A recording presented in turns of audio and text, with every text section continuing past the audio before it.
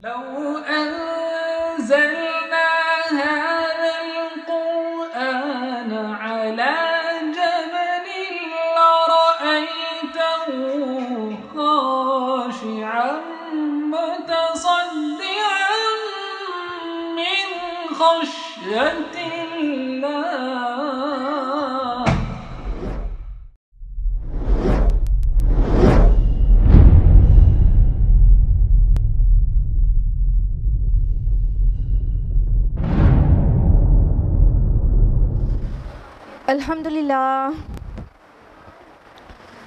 अल्हम्दुलिल्लाह रब्बिल आलमीन वस्सलातु वस्सलामु अला रसूलिहिल करीम व अला आलिहि व अस्हाबिहि अजमईन अम्मा बाद वअऊज़ु बिल्लाहि मिनश शैतानिर रजीम बिस्मिल्लाहिर रहमानिर रहीम वलक़द यस्सरनल क़ुरआन लिज़्ज़िक्रि फ़हल मिन मुद्दकिर बिस्मिल्लाहिर रहमानिर रहीम रब्बिश्रह ली सदरी वयस्सिर ली अमरी वहलुल उक़दतम मिन लिसानी यफ़क़हू क़ौली। मेरे अज़ीज़ बहनों, आप सभी का दर्स कुरान मजीद में तहे दिल से खैर मक़दम है। अस्सलामु अलैकुम व रहमतुल्लाहि व बरकातुहू।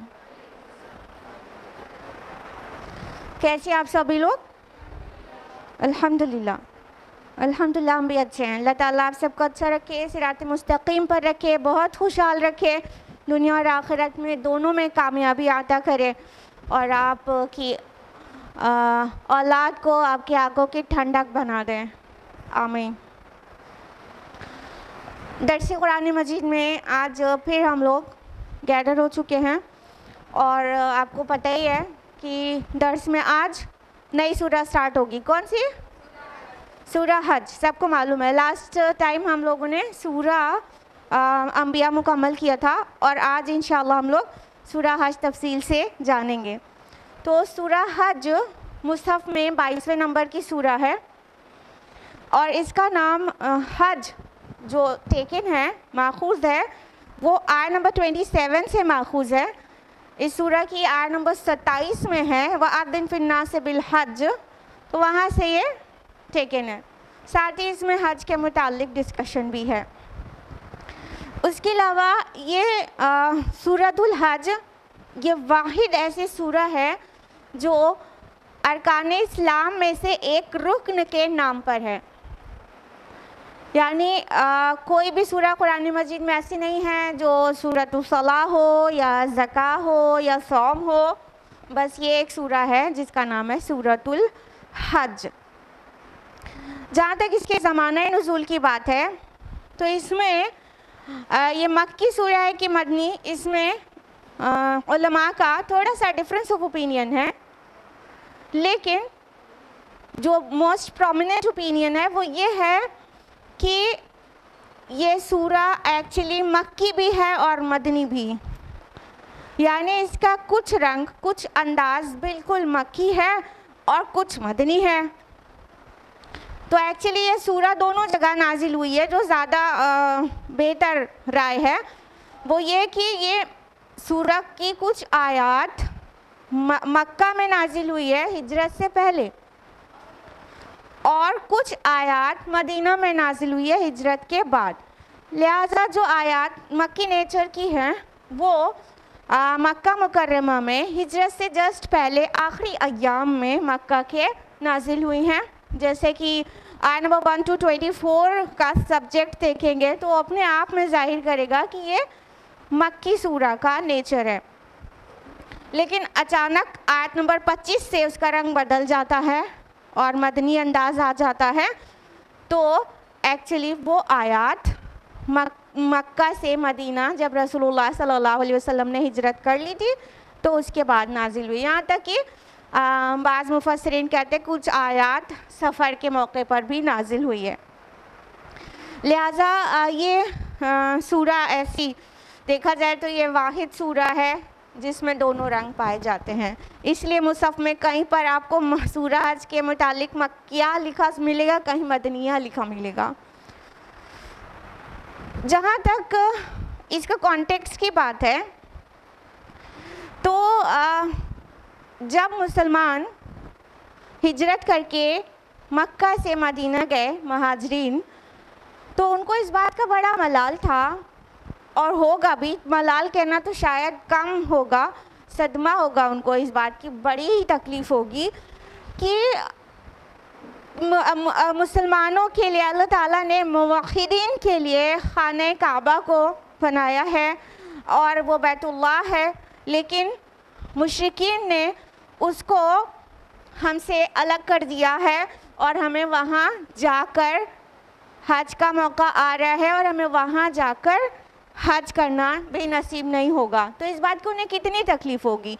तो जब दुल्हिज्जा का महीना आ रहा था तो ये बिल्कुल नफ्सियाती मौका था कि मुसलमानों को भी एड्रेस किया जाए कि हज पे वो जो नहीं जा पा रहे, खाने काबा का तवाफ़ नहीं कर पा रहे, खाने काबा से जो महरूम है उनको भी एड्रेस किया जाए। ये बिल्कुल ऐन नफ्सियाती मौका था। और साथ ही उन मुशरिकीन जिन्होंने मोमिनीन को रोक रखा है बैतुल्लाह की ज़ियारत के लिए, उन्हें भी एड्रेस किया जाए। तो लिहाजा ये उसका कॉन्टेक्स्ट है कि ये इस सूरा में ये दोनों ही बातें मिलेंगी।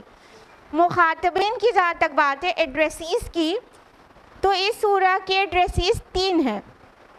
एक कुफ़ार और मुशरिकीन जिनको अल्लाह ताला ने एड्रेस करके उनकी तंबीह की है कि उन्होंने जो शिर्क का रवैया रवा रखा है वो किस कदर उनके लिए हलाकत खेज़ है। साथ ही उनसे तफ़हीम भी है, उन्हें फिर भी समझाया बुझाया जा रहा है और उन्हें वार्न किया जा रहा है कि अगर वो अपने इस रविश से बाज नहीं आ गए तो उनका अंजाम क्या होने वाला है रोज़े क़ियामत। दूसरा एड्रेस है मुज़ब्ज़ब मुसलमानों से जो ईमान तो ले आए थे लेकिन अभी दीन इस्लाम के लिए मर मिटने के लिए तैयार नहीं थे, ख़तरा मोल लेने के लिए तैयार नहीं थे। तो उनको भी एड्रेस किया गया है कि ये कैसा ईमान है कि तुम इस्लाम में दाखिल भी हो गए हो लेकिन ख़तरात मोल लेने के लिए तैयार नहीं हो और किनारे किनारे पर अल्लाह की इबादत करना चाहते हो। इधर का फ़ायदा देखो तो इधर लुढ़क जाओ और उधर का देखो तो उधर। लिहाजा ये दूसरा गिरोह है इस सूरा का मुखातब। और तीसरे मुखातबीन हैं इस सूरा के मोमिनीन सादिकीन। अल्लाह ताला ने मोमिनीन सादिकीन ने से 2 लेवल्स पर एड्रेस किया है। एक जनरल है एड्रेस कि जो मुशरिकीन की तरफ से उन्हें तकलीफ़ पहुंच रही है कि बैतुल्लाह की ज़ियारत वो नहीं कर पा रहे, तवाफ़ नहीं कर पा रहे, हज के लिए नहीं जाने की पोजीशन में है, तो उसके मुतालिक है, मस्जिद हराम के मुतालिक। और दूसरा एड्रेस स्पेसिफ़िक है कि मोमिनीन सादिकीन से अल्लाह ताला क्या चाहते हैं और उन्हें किस तरह से इब्राहीम अलैहिस्सलाम की मिल्लत पर पैदा किया गया और अल्लाह ताला ने उनका नाम मुस्लिमीन रखा और किस तरह उन्हें फ़ेल खैर करना चाहिए और वो शहादत अलन्नास के मनसब पर फाइज कर दिए गए हैं। ये अजीम ज़िम्मेदारी उन्हें निभानी है। तो ये स्पेसिफ़िक एड्रेस भी है। तो तीनों तरह के लोगों से अल्लाह ताला का एड्रेस है इस सूरा में। लिहाजा ये सूरा अपने आप में बहुत ही यूनिक सूरा है। उसके अलावा ये जो सूरा है, सूरा नंबर 22, हम सभी जानते हैं सूरा नंबर 21 इससे पहले थी, वो है सूरा अंबिया। सूरा अंबिया और सूरा हज का क्या रिलेशन है वो भी समझ लीजिए। सूरा अंबिया एंड हो रही थी अल-फ़ज़अउल अकबर पर, यानी द ग्रेट डिस्टर्बेंस, वो बड़ी आफत, यानी क़ियामत और क़ियामत से जस्ट पहले और क़ियामत की ख़बर, उस कॉन्टेक्स्ट, उस सिनेरियो में वो सूरा एंड होती है। और ये सूरा जो है ये एकदम से बिगिन हो जाती है इसी टॉपिक पर, क़ियामत की ख़बर पर। लिहाजा ये सूरा प्रीवियस सूरा से इस तरह से रिलेट करती है। अब हम लोग बाकायदा तफसील से जानेंगे कि इस सूरा में अल्लाह ताला ने हमारे लिए क्या पैगाम दिया है सारी दुनिया के लिए। यानी अब इस तमीद के बाद बाकायदा आगाज़ होगा इस सूरा की एक एक आयत का दर्स का। सूरा हज की आयत नंबर 1 है। अऊज़ु बिल्लाहि मिनश शैतानिर रजीम। बिस्मिल्लाहिर रहमानिर रहीम।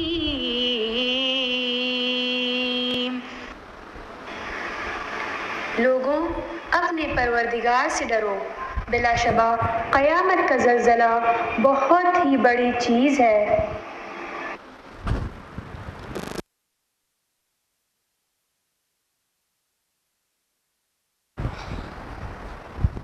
अल्लाह सुब्हान ताला ने क्या फरमाया कि ए लोगों, अपने परवरदिगार अपने रब के गज़ब से बचो, अल्लाह का तक़वा इख्तियार करो, डरो उस दिन से, क्योंकि जो क़यामत का ज़लज़ला है वो बहुत ही बड़ी चीज़ है। यहाँ पर इन ज़लज़लत आया है, बेशक क़यामत का ज़लज़ला। ज़लज़ला लफ्ज़ से आप सभी वाकिफ़ हैं। ज़लज़ला मीन्स होता है अर्थक्वेक, यानी जब ज़मीन हिला दी जाती है तो उसको ज़लज़ला कहते हैं हम सभी ना। तो क़यामत का जो भूचाल होगा, क़यामत की जो हौलनाकी होगी, वो बिगिन कैसे होगी? ज़मीन हिला दी जाएगी। फर्स्ट ऑफ ऑल ये समझना चाहिए कि ज़मीन कैसे हिलेगी और क़यामत की जो एकदम आखिरी निशानियाँ हैं वो कैसे ज़ाहिर होंगी। इसमें स्कॉलर्स का ओपिनियन है कि ज़मीन जिस तरह से अपने एक्सिस पर रोटेट करती है वो सडनली ऑपोजिट डायरेक्शन में रोटेट करना शुरू कर देगी, जिसको आप लोग कहते हैं कि जो एक निशानी बताई गई है कि आखिर अयाम में सूरज मगरिब से निकल आएगा, वेस्ट से। तो जब ज़मीन का रोटेशन बिल्कुल उलट हो जाएगा तो जाहिर बात है कि सूरज तुलू होगा तो वेस्ट से होगा, मगरिब से तुलू होगा, और फिर उसके बाद ज़मीन हिलने लगेगी और एक बहुत बड़ा भूचाल सा आ जाएगा, हिल जाएगा सब कुछ। मतलब इसका जो रूट है वो है जो अदम इस्तिकामत, यानी स्टेबिलिटी ना रहना, हिल जाना, हिल डुल जाना। तो जब इंसान खड़ा ना रह सके, हिल जाए, अनस्टेबल रहे और ज़मीन पूरी तरह हिलती रहे, तो इंसान पूरी तरह से हिलता रहे, तो वो चल नहीं सकता, वो कदम जमा के खड़ा नहीं रह सकता। तो इस चीज़ को ज़लज़ला कहते हैं कि बिल्कुल शेक कर दिया जाए। तो ये शेक कर दिया जाएगा। उसके लिए कुरान हकीम में बहुत सारी सूरतों में बहुत सारी आयत हैं जिससे उसकी मंजर कशी होती है कि ये सब क्या होगा और उसकी तस्वीर एक्चुअली क्या होगी। जैसे कि आप सूरह ज़िलज़ाल में अक्सर पढ़ा करती होंगी, सूरह नंबर 91 आयत 1 2 3, इज़ा ज़ुलज़िलतिल अर्दु ज़िलज़ालहा, और जब ज़मीन पूरी तरह झंझोड़ दी जाएगी, ज़लज़ला आ जाएगा, उस पर हिला दी जाएगी। व अखरजतिल अर्दु अस्क़ालहा, और ज़मीन अपने सारे बोझ निकाल कर बाहर फेंक देगी। व क़ालल इंसानु मा लहा, और इंसान कहेगा कि ये इससे क्या हो गया है।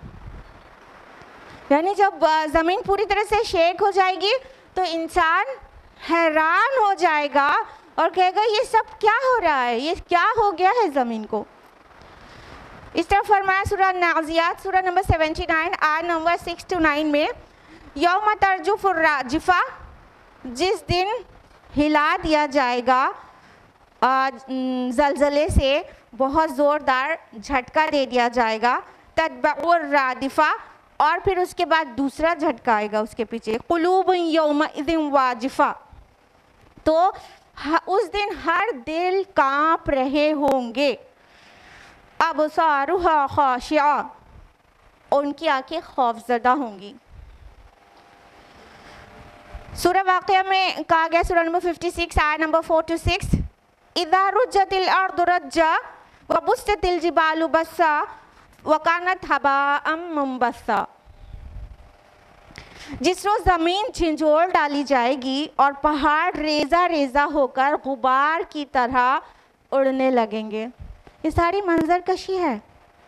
ये जो आया जब हम पढ़ा करें तो सोचा करें कि इतना हौलनाक दिन होगा, इतना। सूरह मुज़्ज़मिल सूरह नंबर 73 आयत नंबर 17 में कहा गया, फ़कैफ़ तत्तक़ून इन कफ़रतुम यौमन यजअलुल विल्दान शीबन इस्समाउ मुनफ़तिरुम बिह, कि अगर तुमने रसूल की नहीं मानी तो कैसे बचोगे उस दिन की आफत से जो बच्चों को बूढ़ा कर देगा और जिसकी शिद्दत से आसमान फटा पड़ता है। और फरमाया सूरह अल-हक़्क़ा सूरह नंबर 69 में, फ़इज़ा नुफ़िक़ फ़िस्सूर नफ़क़तुन वाहिदा, बस जब सूर में फूंक मारी जाएगी और ज़मीन और पहाड़ एक ही चोट में तोड़ फोड़ डाले जाएंगे तो वो वाक़या अज़ीम पेश आ जाएगा। इसके अलावा भी और डिस्क्रिप्शन है क़यामत का कुरान हकीम में। अल्लाह ताला क्यों कर हमें डिस्क्राइब करते हैं कि रोज़े क़यामत क्या होगा, किस तरह होगा और इतना खौफनाक होगा, क्यों कर होगा, ताकि इंसान के अंदर कुछ तो डर पैदा हो, कुछ संजीदगी पैदा हो। जिस तरह खेल तमाशे में ज़िंदगी गुजर रही है उसके बजाय थोड़ी संजीदगी पैदा हो और वो सीरियस हो जाए और उस अपनी असली अबदी ज़िंदगी के लिए कुछ सामान कर ले।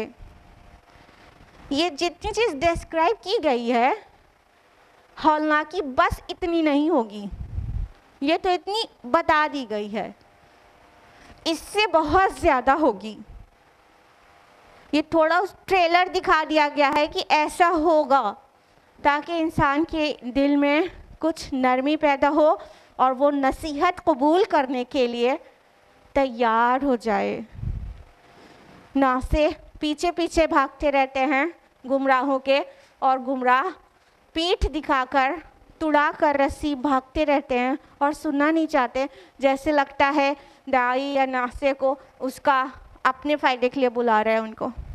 वो अलग बात है कि दाई का अपना फ़ायदा हो ही जाता है, वो आखिरत में हो जाएगा, लेकिन अल्लाह ताला ये चाहते हैं उसके सारे बंदे उस हौलनाक दिन से अपने आप को अजाब से, उस दिन के अजाब से बचा लें।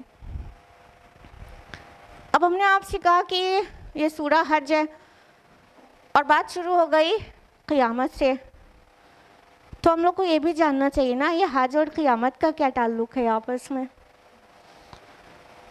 तो जिनको हज नसीब हुआ होगा उन्होंने इसको एक्सपीरियंस किया होगा और जो लोग अनकरीब जाने वाले हैं इंशाअल्लाह वो जल्दी ही एक्सपीरियंस कर लेंगे। ये हज और क़यामत में बहुत मुशाबहत है। हज के सफ़र पर इंसान अपने दिल दिमाग के दरवाज़े खोल कर जाए और उसे क़यामत याद ना आए, ऐसा हो ही नहीं सकता है। देखिए कितने पॉइंट्स पर मुताबिकत है हज और क़यामत में। हज के सफ़र में इंसान इंतहा शिद्दत की गर्मी से गुज़रता है। सफ़र से लेके मंजिल को पहुंचने और तमाम मनासिक के हज अदा करने में बहुत गर्मी का सामना उसे करना पड़ता है, धूप तपिश गर्मी। यही सेम सीन नहीं है क़यामत का। रोज़े महशर कितनी गर्मी होगी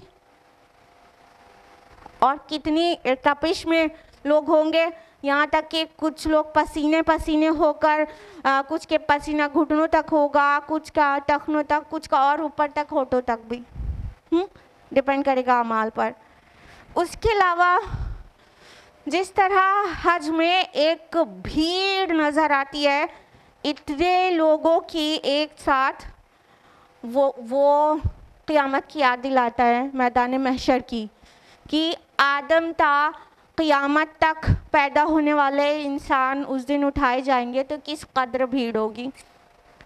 तो हज याद दिलाता है हमको उस क़ियामत की भीड़ और उस घबराहट का। उसके अलावा हज में इंतज़ामात सऊदी गवर्नमेंट के कितने भी अच्छे हो, but yet you'll have to wait for something। कई जगहों पर आपको इंतज़ार ज़रूर करना पड़ेगा। जैसे क़ियामत में अपनी बारी, अपना हिसाब होने का इंतज़ार करेगा इंसान कि जल्दी मेरा नंबर आए, मेरा काम क्लियर हो जाए, डेस्टिनेशन पता चल जाए और ये इस उलझन और घबराहट से किसी तरह नजात मिले। हज में पूरी दुनिया से मुसलमान आते हैं, गोरा हो, काला हो, एशियन हो, अफ्रीकन हो, ऑस्ट्रेलियन हो, सब इकट्ठा होते हैं।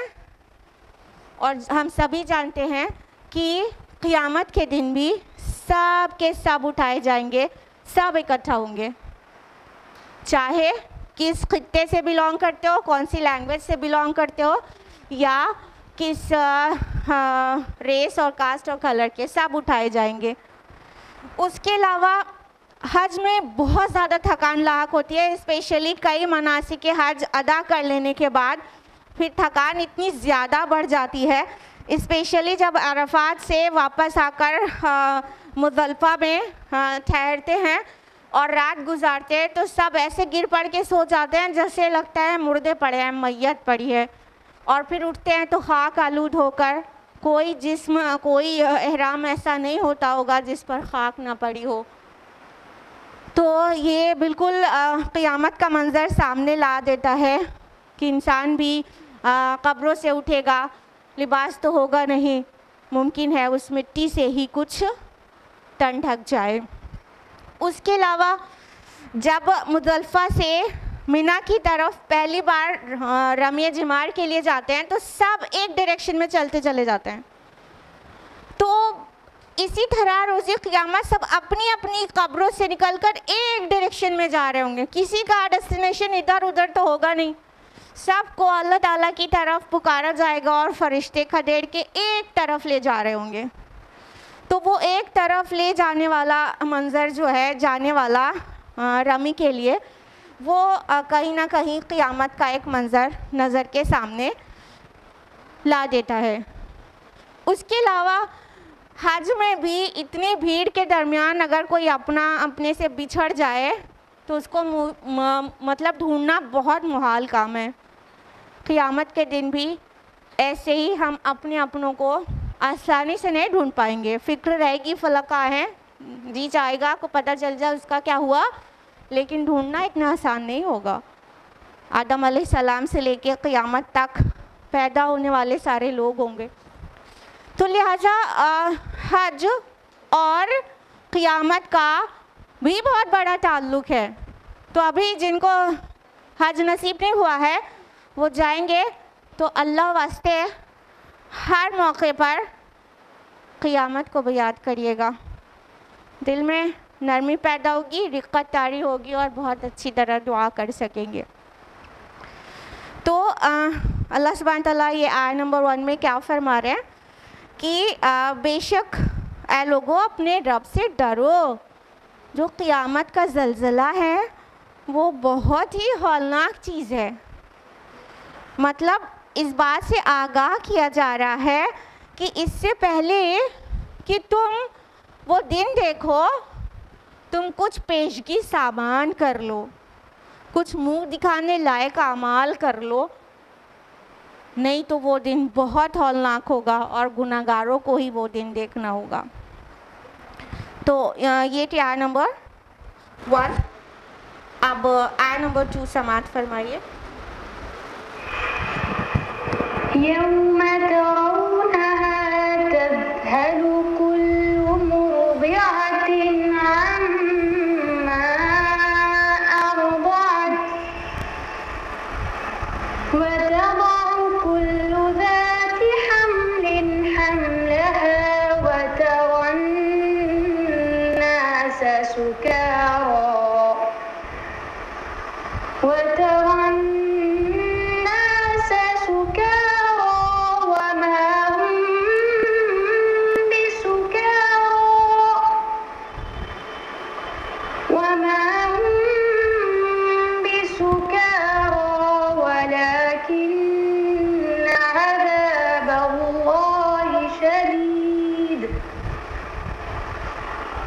वमा हुम बिसुकारा वलाकिन्न अज़ाबल्लाहि शदीद।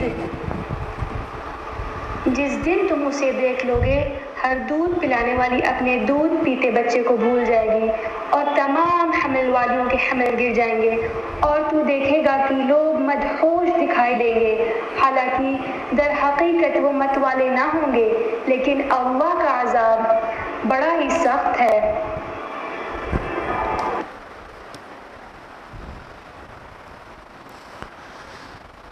उस दिन की हौलनाकी को मज़ीद बयान किया गया आयत नंबर 2 में कि आप उस दिन की हौलनाकी देखेंगे तो हालत ये होगी कि हर दूध पिलाती हुई माँ अपने दूध पीते बच्चे को भूल जाएगी, छोड़ के भाग जाएगी। अब यहाँ पे गौर करने की जो बात है कि मुर्दिया कहा गया है। मुर्दिया दोनों दूध पिलाने वाली औरत को कहते हैं, माँ को कहते हैं जो दूध पिलाती हो, लेकिन मुर्दे उस माँ को कहते हैं जो बच्चे को दूध पिलाती है, और मुर्दिया उस माँ को कहते हैं जो बिलफेल दूध पिला रही है, मतलब एट प्रेजेंट वो फीड करा रही है। तो उस कंडीशन में जब होती है, जब बच्चा अपने मुंह में दूध पीता रहता है, लेता रहता है, उस कंडीशन में जो दूध पिलाने वाली माँ को मुर्दिया कहते हैं। तो यहाँ मुर्दे नहीं कहा गया, मुर्दिया कहा गया, ठीक है, कि हर एक दूध पिला रही माँ, यानी दूध पिलाने वाली नहीं कि बच्चा कहीं सो रहा है और वो माँ है, नहीं, उसकी गोद में होगा बच्चा, और इंसानों का हो चाहे जानवर का। और जब क़यामत की हौलनाकियाँ शुरू होंगी तो वो बच्चे को छोड़ेगी और भाग निकलेगी। क्यों मिसाल दी गई है इससे? देखिए, दुनिया में माँ की ममता मशहूर है कि नहीं है? उस माँ की ममता में भी सबसे ज़्यादा मोहब्बत और अटेंशन का जो टाइम होता है माँ के लिए, अपने बच्चे के, माँ का अपने बच्चे के लिए, वो वक्त होता है जब उसे फीड करा रही होती है। जब वो फीड कराएगी तो हस्बैंड कुछ कहे, रुक जाइए, बच्चे को दूध पिला रहे हैं, दूसरे बच्चे कुछ कहें, ठहर जाओ, डिस्टर्ब मत करो, अभी मैं दूध पिला लूँगी तभी उठूँगी। पूरा फोकस और पूरी अटेंशन बच्चे की तरफ होती है जो उसके निपल्स को मुंह में लेकर चूस रहा है। अभी वो कुछ नहीं देखना सुनना चाहती है, और उसकी मोहब्बत बिल्कुल निछावर हो रही होती है उस वक्त अपने बच्चे के ऊपर, और उसकी मोहब्बत कहिए कि जैसे वो जुड़ा हुआ है तो और बढ़ती रहती है उस वक्त जब वो गोद में लेके दूध पिला रही है। ये सारे मंजर कशी के बाद कहा गया है कि ये क़यामत की हौलनाकी ऐसी ममतामयी माँ, ऐसी मोहब्बत करने वाली, और ऐसा अटेंशन, अट्रैक्शन और कनेक्शन, वो कनेक्शन वाला टाइम मेंशन किया गया, वरना खाली माँ भी कह दिया जाए तो बहुत काफ़ी है, लेकिन वो सबसे ज़्यादा माँ बच्चे के बीच कनेक्शन वाला जो टाइम है वो फीड कराने का टाइम, वो कनेक्शन वाले टाइम को डिस्क्राइब किया गया कि ऐसी हौलनाकी होगी क़यामत की कि एक दूध पिला रही माँ को होश नहीं होगा कि बच्चा उसका कहाँ गया, उसका क्या अंजाम हुआ, उसको छोड़ के भाग निकलेगी, वो अपने को बचाने लगेगी, वो सोचेगी नहीं। दुनिया में कोई भी परेशानी होती है, आप में से बहुत सारे लोग माएँ हैं, दुनिया में कोई धूप लगती है तो अपने बच्चे को अपनी पीठ से आड़ कर लेते हैं आप लोग, गोद के बच्चे को। कोई परेशानी होती है बच्चे को भूल जाती हैं, भूलती हैं कभी? कोई माँ के बारे में कभी ये सुना कि वो कहे, अच्छा मेरा 6 महीने का बच्चा भी है, मुझे तो याद ही नहीं था? सुना कभी? कोई माँ अपने गोद वाले इतने छोटे से बच्चे को किसी भी टाइम भूलती है? नहीं भूलती। लेकिन एकदम वाज़ेह कहा गया, यौम तरौना तज़हलु, ज़ुहूल से है। ज़ुहूल का मतलब क्या होता है कि भूल जाना किसी खौफ की वजह से, किसी गम की वजह से, किसी परेशानी और टेंशन की वजह से एकदम फिर भूल जाना। ऐसा गम लगेगा, ऐसा खौफ लाहक होगा, ऐसी बेचैनी लाहक होगी, ऐसी खुद को बचाने की फीलिंग लाहक होगी कि अपने बच्चे को भूल जाएगी, याद नहीं रहेगा। जिसको मैं अपनी छाती से लगा के अभी दूध पिला रही थी, उसका क्या अंजाम हुआ, वो बचा कि नहीं बचा। छोटा मोटा कुछ भी होता है, ऐसे दीवार गिरने लगे तो बच्चे को बचा लेंगे, अपनी पीठ दे देगी माँ, यही तो करती है। लेकिन ये बहुत छोटी चीज़ें हैं ना, इसलिए कर पाती है माँ। लेकिन क़यामत का ज़लज़ला ऐसी अजीम चीज़ है कि उस दिन नफ्सी नफ्सी, मेरा नफ्स, मेरी जान, बस और कुछ नहीं, माय सोल। हम बच जाएं, सब बाहर में जाएं। यहाँ तक कि क़यामत के, ये तो नफ़क़े अव्वल के बाद की बात है, बाद के जो सीन होंगे वो भी नफ़क़े अव्वल का सीन है ये तो पूरा। लेकिन बाद में भी इंसान जाएगा, मेरे बेटे को ले लो, मेरी बीवी को ले लो, मेरे माँ बाप को ले लो, बस मुझे बचा लो, अल्लाह पाक मुझे बचा लीजिए, सबको फिदिये में ले लीजिए, ये कंडीशन रहेगी। देखिए बात किस तरह आगे बढ़ती है कि आप देखेंगे कि दूध पिला रही माँ अपने दूध पीते हुए बच्चे को भूल जाएगी, और कोई ऐसी औरत और कोई ऐसी फीमेल नहीं होगी जो हामिला हो और उसका हमल ना गिर जाए। सारे हामिला जितनी होंगी इंसानों और जानवरों की, सबका हमल गिर जाएगा। हमल आसानी से गिर जाता है क्या? जब तक कोई बड़ा हादसा नहीं होता है हमल नहीं गिरता है। अल्लाह ताला इतना प्रोटेक्टेड रखते हैं मदर्स वूम में बच्चे को कि वो नॉर्मल हालात में नहीं गिरती। या तो कोई बहुत चोट लग जाए तब गिर जाता है हमल, या तो बहुत बड़ा सदमा और खौफ हो जाए तो हमल गिर जाता है। तो जब क़यामत का जो पहला नफ़क़े अव्वल है, पहला जो झटका शुरू होगा, तो उस वक्त जितने भी हामिला होंगी इंसानों की और जानवरों की, सब का इसकात हमल हो जाएगा, सबका मिसकैरेज हो जाएगा। कोई अपने बर्डन को, कोई अपने एम्ब्रियो को संभाल ना सकेगा, सबका मिसकैरेज हो जाएगा। हर एक हमल अपना गिरा देगी। और तुम देखोगे कि जैसे लोग मदहोश हैं, जैसे ड्रिंक किया हुआ है, इंटॉक्सिकेटेड हैं, लेकिन वो इंटॉक्सिकेटेड नहीं होंगे, उन्होंने कोई ड्रिंक नहीं पिया होगा। एक्चुअली अल्लाह का अज़ाब ही इतना सख्त होगा। पहली बात तो ये कि जब इंसान ज़लज़ला आएगा तो इंसान ठहर नहीं सकेगा ना, लुढ़केगा, खड़ा नहीं हो सकेगा, तो उससे भी नशे में लगेगा। दूसरी बात, नशे में इंसान की क्या हालत होती है, उसके चेहरे की हवाइयाँ उड़ी रहती हैं, उसे खुद अपना होश नहीं होता। वालिदैन और बच्चों का तो क्या होगा, अपना होश नहीं रहता। तो जब तो क़यामत का ज़लज़ला आएगा तो इंसान को अपना होश नहीं होगा कि वो क्या कह रहा है, वो क्या देख रहा है, वो बदहवास होगा।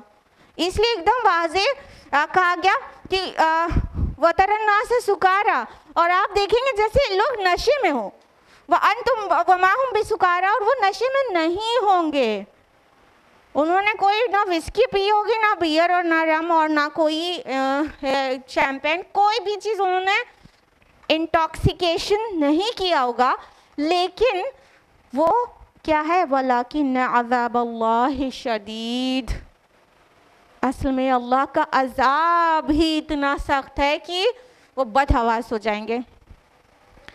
ये जो सुकारा लफ्ज़ है, ये मतलब शक्कर उसको भी कहते हैं, चाहे नशे ड्रिंक करने से नशा है या मोहब्बत का भी नशा होता है उसके लिए भी आता है, या सकरतुल मौत भी कुरानी इस्तिलाह है, मौत का नशा, मौत की बेहोशी, मौत की मदहोशी, यानी जब अपना होश खुद ना रहे।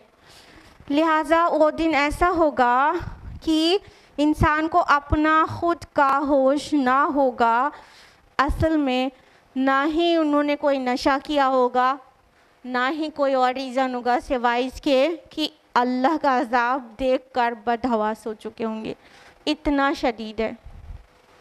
क्यों डराया जा रहा है भाई? बहुत सब सहमे सहमे बैठे हुए हैं। हाँ, क्यों डराया जा रहा है? वजह बताइए, बताइए। अल्लाह ताला चाहता है आप डर के रहें और ज़िंदगी भर डरते रहें, आखिर में डरते रहें। क्या चाहते हैं अल्लाह ताला? क्यों पूरी मंजर कशी करके आपको डराया जा रहा है? ताकि संजीदगी पैदा हो, प्लान सेट करें कि करना क्या है, वरना बेमाना है ये सब चीज़ें। अल्लाह ताला कोई नेगेटिव खौफ नहीं दिला रहा है कि इंसान खौफज़दा जिए, उसकी साइकोलॉजी डिस्टर्ब हो जाए, नहीं, संजीदगी दिलाई जा रही है ताकि कुछ आगे का हम इंतज़ाम कर लें। हर सोल को देखना चाहिए कि उसने कल के लिए क्या कमाया है, क्या पेशगी सामान किया है।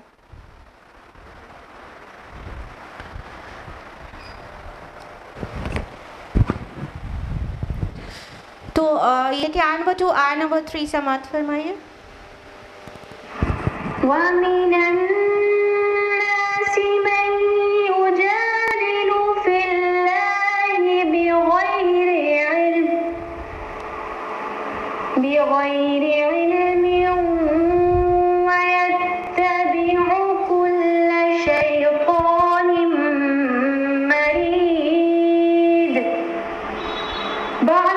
अल्लाह के बारे में बातें बनाते हैं और वो भी बेइल्मी के साथ और हर सरकश शैतान की पैरवी करते हैं।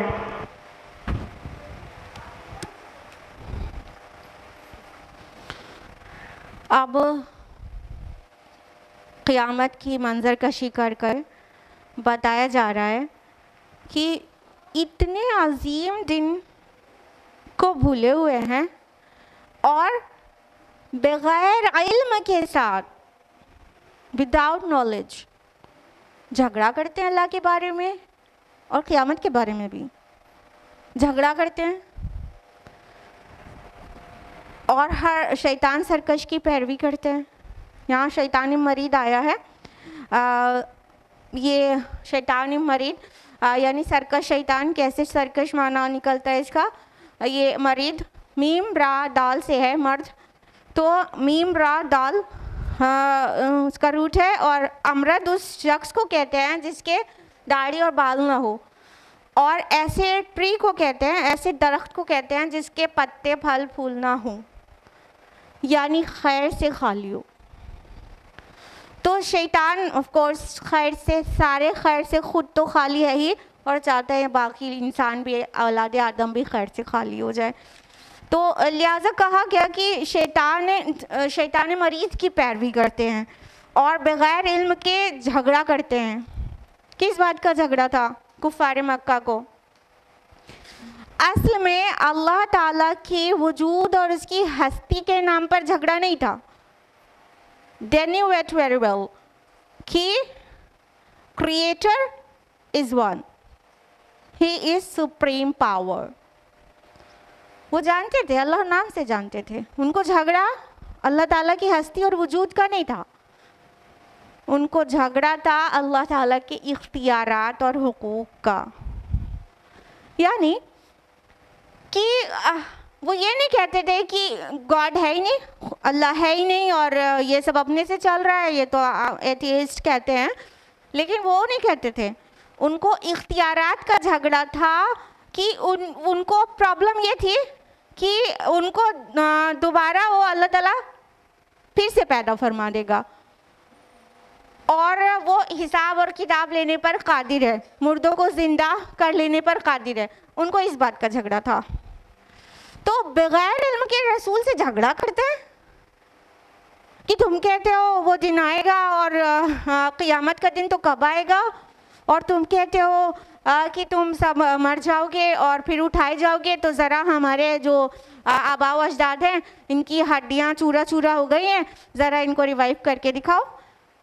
ये तरह तरह से रेडिक्यूल करना रसूलुल्लाह सल्लल्लाहु अलैहि वसल्लम को, जब वो क़यामत और आखिरत की ख़बर दे, तो वो इसी झगड़े पर था।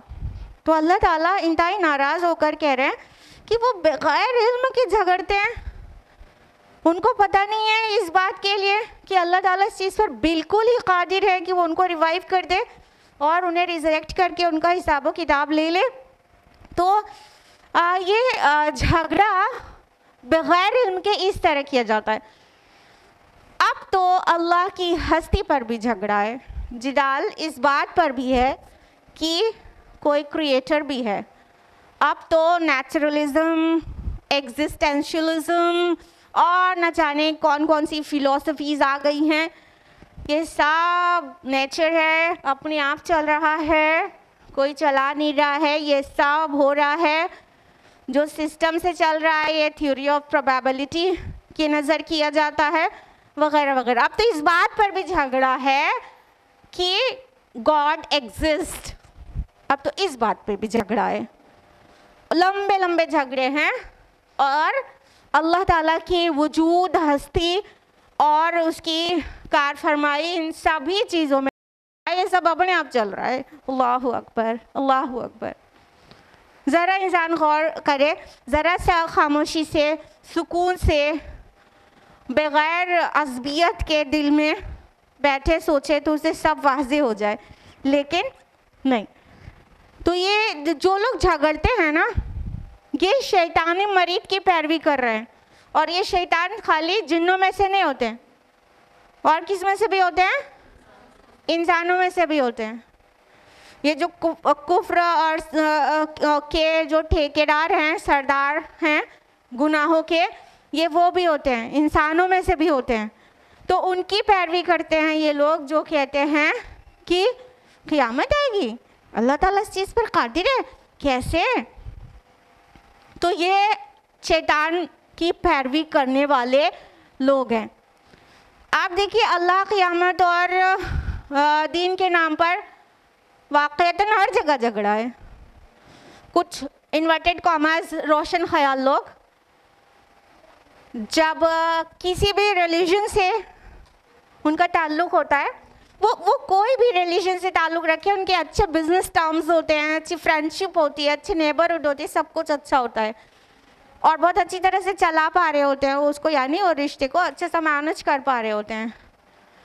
फिर कोई दीन की बात आ जाती है तो कहते हैं ऐसा, ये सब बात मत किया करो, रिलीजन को बीच में लाया ही मत करो। ये रिलीजन हमेशा ही झगड़ा डालता है, ये लोगों में इख्तिलाफ पैदा करता है और लोगों को अलग कर देता है। ये जो मजहबी लोग हैं ना, ये झगड़े का ही जो है वो मीडियम है। तो ये मजहब की बात ही मत किया करो, दीन हमेशा झगड़ा डालता है। अल्लाहु अकबर। दीन तो सिखाते हैं कैसे पीसफुली को एग्जिस्ट करना है, लेकिन ये शैतान की पैरवी करने वाले लोग हैं। घर में भी देखिए, बेटी है, बेटा है या कोई भी दीन पर चलना शुरू हो गया। अब रोशन ख्याल माँ बाप लोग सबसे ज़्यादा दीन के नाम पे झगड़ा करते हैं अपने बच्चों से। तुम तो ऐसी हो गई हो, तुम तो ऐसी हो गई हो, तुम सनकी हो, तुम पागल हो, इतना भी दीन में एंग्रॉस्ड मत हो, तुम्हारे डेवलपमेंट सफ़र करेगा, तुम्हारे जो तुम्हारे कामयाबी है वो सफ़र करेगी। दीन के नाम पे झगड़ा, घर के अंदर भी। फिर मुख्तलिफ अकायद होते हैं, उसमें झगड़ा। मतलब हमारा दीन झगड़ा डालने के लिए आया था क्या? माज़अल्लाह सुम्मा माज़अल्लाह। हमारा दीन झगड़ा निपटाने के लिए आया है। हमारा दीन पीसफुली किस तरह एग्जिस्ट करना है ये सिखाता है। ये हमारा अंदाज़ फ़िक्र है कि हम कहें दीन झगड़ा डालता है। दीन तो झगड़े को सब निपटा देता है, सारे झगड़े को सॉल्व कर देता है।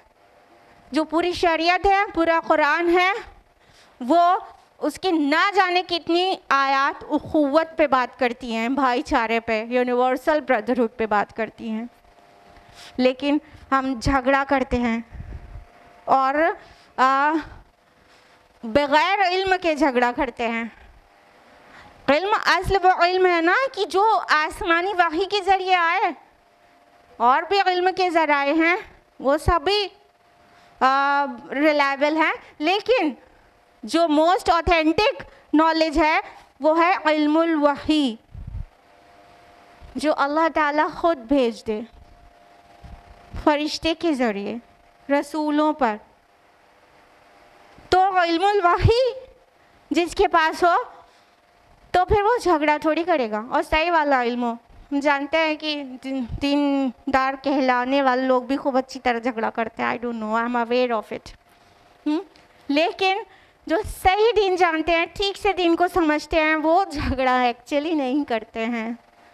वो झूठे दीनदारों से बड़े सोसाइटी में डिस्टर्बेंसेस हैं। I don't know.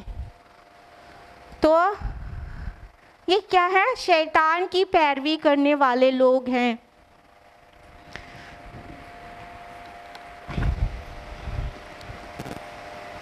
अब आयत नंबर 4 समाप्त फरमाइए। कुतिबा अलैहि अन्नहु मन तवल्लाहु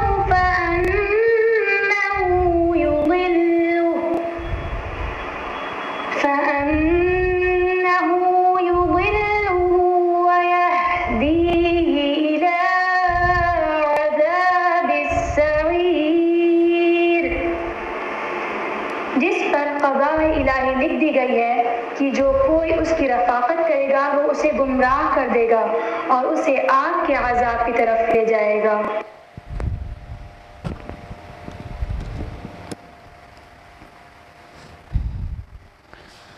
तो जो लोग भी शैतान की पैरवी करते हैं उस पर लिख दिया गया है, कुतिबा कहा गया, कुतिबा लइए, उन पर लिख दिया गया है, उनके लिए तय कर दिया गया है, उनके लिए मुकर्रर कर दिया गया है कि जो लोग भी ऐसे शैतानों को अपना दोस्त बनाएंगे तो वो राह रास्ते से उन्हें भटका ही देंगे और जहन्नम के गड्ढे में ले जाकर गिराएंगे, वहाँ गिरा के छोड़ेंगे। तो शैतान को दोस्त बनाना चाहते हैं कि दीनदारों को, असल दीनदार को। बताइए किसको दोस्त बनाना चाहते हैं?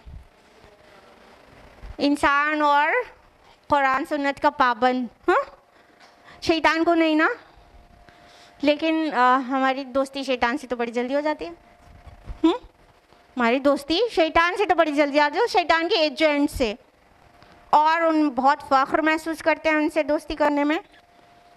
मिसाल के तौर पर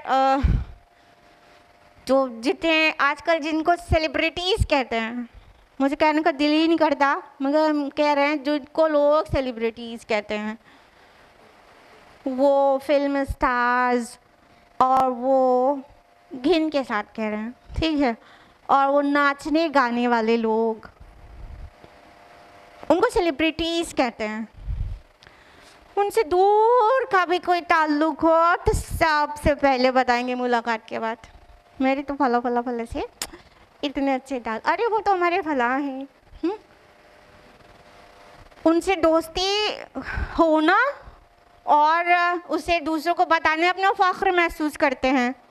बस नाम होना चाहिए सामने वाले का, चाहे वो शैतान हो चाहे शैतान का एजेंट हो, बस नाम होना चाहिए उसका सोसाइटी में। जिसका नाम है उसको हम उसकी रफ़ाक़त पसंद करते हैं। वो अपनी पार्टी में बुला ले तो फिर साल का सबसे खुशनसीब दिन हुआ हमारे लिए। हाँ, कौन सा दिन? जिस दिन कोई नाचने गाने वाला अपनी पार्टी में बुला ले, अल्लाह अकबर। तो हम बुरों की दोस्ती तो बहुत जल्दी इख्तियार कर लेते हैं, ज़ुबान से कहने सुनने में अजीब लगता है, शैतान की दोस्ती नहीं, हम पसंद नहीं करते। लेकिन शैतान और शैतान के एजेंट और वो शैतान की जो तालीमात थी वो जिनके अंदर है, उनसे तो हम बड़े शौक़ से दोस्ती करते हैं और बड़ा निभाते हैं और फ़ख्र से बताते हैं मेरे वे फला तो मेरे दोस्त है। तो असल में वाक़अतन अगर ऐसे लोगों से दिली मोहब्बत रखी जाए और दोस्ती रखी जाए तो भटका ही देंगे राह रास्ते और गिरा देंगे जहन्नम में ले जाकर। ऐसी दोस्ती नहीं होनी चाहिए और ऐसी दोस्ती का शौक़ रखना भी नहीं चाहिए, बल्कि दोस्त हमेशा अच्छे नेक दीनदार चुनना चाहिए। अल्लाह के नबी सल्लल्लाहु अलैहि वसल्लम की हदीस है ना, बहुत प्यारी सी, बुखारी की है कि साथी की एक अच्छे साथी की मिसाल ऐसी है जैसे कि कोई मुश्क बेचने वाला, तो उसके पास बैठेगा, चाहे उसे कुछ ख़रीदे या ना ख़रीदे, खुशबू तो ले ही लेगा। और बुरे साथी की मिसाल ऐसी है कि जैसे कोई लोहार जो अपनी भट्टी पर है, तो वहाँ बैठेगा, उसका साथ इख्तियार करेगा, तो चाहे भट्टी तेरे कपड़ों को जलाए या ना जलाए, लेकिन उसकी महक और उसकी चिंगारी तो कुछ ना कुछ लगेगी। तो जब गुड कंपनी में होता है इंसान, तो उसकी दोस्त की अच्छी बातें भी सामने वाले के अंदर आके रहती है, काफ़ी बदलने लगता है। अच्छी दोस्ती इख्तियार करके इंसान, यानी गुड चेंजेस आने लगते हैं उसके अंदर। लेकिन अगर कोई बुरी दोस्ती, बुरा साथ इख्तियार करता है, तो कुछ ना कुछ पहले के मुकाबले भटक ही जाता है, बेराह रवी इख्तियार कर लेता है। वो हर वक्त वो कहने वाले लोग, अरे चलो यार इतना तो चलता है, चलाते चलाते न जाने क्या क्या चलता हो जाता है, हाँ, फिर सिराते मुस्तकीम से चलते हो जाते हैं। तो जो साथ इख्तियार करे ना, उसको छान फटक कर, देख कर, समझ कर इख्तियार करें कि वो अच्छा है कि नहीं, क्योंकि वो आपको अफेक्ट करेगा ज़रूर, इन्फ्लुएंस करेगा ज़रूर। गुड चेंजेस भी आएंगे ही आएंगे अगर नेक है, और बुरे चेंजेस भी आ सकते हैं अगर साथी बुरा है। या तो आपके अंदर इतनी इम्यूनिटी हो, इतनी ईमानी इम्यूनिटी कि बुरों के साथ भी रहें, तो उन्हें सिखा के लौटें, उन्हें कुछ सिखा दें, उनका रंग अपने ऊपर नहीं चढ़ाएं, अपना रंग उनके ऊपर चढ़ा के लौटें। तब तो बात है कि ऐसे से मिलते हैं। लेकिन दिली दोस्ती तो दीनदारों से, दिली दोस्ती तो अल्लाह वालों से। सिबगत अल्लाह वमन अहसनु मिनल्लाहि सिबगा। अल्लाह का रंग इख्तियार करो, अल्लाह के रंग से अच्छा किसका रंग है? तो जो अल्लाह वाले हैं उनकी कंपनी पसंद होना चाहिए। वो जो बुरा साथी कहा है, उसके साथ बैठने का मकसद उसकी बुराई को दूर करना, उसको सिराते मुस्तकीम की दावत देना। लेकिन दिली दोस्ती सिर्फ अच्छे साथी से, क्योंकि आखिरत में, आप सबको मालूम हुई नहीं ये बात, आखिरत में जो अंजाम होगा वो उनके साथ होगा जिससे दिल मिले हुए थे, जिससे दिली मोहब्बतें थीं, उसके साथ इंसान उठाया जाएगा। तो अंबिया, शोहदा, सिद्दीकीन, सालिहीन के साथ आखिरत में उठना चाहते हैं हम और आप, कि वो नाचने गाने वाले, वो बेहया, बदकिरदार, हर चीज़ चलता है कहकर ना जाने कितनी बेहयाई करने वाले, उनको रोल मॉडल समझ के बैठ जाते हैं हमारे बच्चे, और हम मना भी नहीं करते। ऊपर से कहते हैं देखिए ठीक है हमारा बच्चा फला की तरफ डांस करता है, ज़रा डांस करके दिखाओ ना। फिर सब लोग ताली बजाते हैं, हंसते हैं, कितना अच्छा डांस करता है। धीरे धीरे वो रोल मॉडल हो जाता है उनका, वो नाचने वाला, वो गाने वाला। तो अच्छा साथी रखेंगे तो अच्छे असरात आएंगे इंशाल्लाह, और बुरा साथी होगा तो बुरे असरात। तो ये शैतान और शैतान के एजेंट्स को कभी साथी न बनाएंगे तो उनका तो मकसद ही है कि सिराते मुस्तकीम से आपको भटका दे, राह रास्ते भटका कर कहीं दूर ले जाकर फेंक दे। शैतान को इसी बात की चिढ़ है ना कि आदम अलैहिस्सलाम को अल्लाह ताला ने पैदा किया और उन्हें इज़्ज़त दी, तो वो इस बात से जल गया कि मतलब हमसे ज़्यादा इज़्ज़त किसी और को क्यों मिल गई। तो अब इसकी वजह से मैं गुमराह हुआ हूँ, तो इसके सारे औलादों को भी मैं गुमराह करके दम लूँगा। और शैतान के अंदर डिटर्मिनेशन बहुत है, उसने जो कहा है वो करता है। हमें और आपको शैतान की ये अच्छी बात सीखनी चाहिए। वो बुरी बातों के लिए डिटर्मिन्ड है, हमें डिटर्मिनेशन तो सीखना चाहिए लेकिन अच्छी बातों के लिए।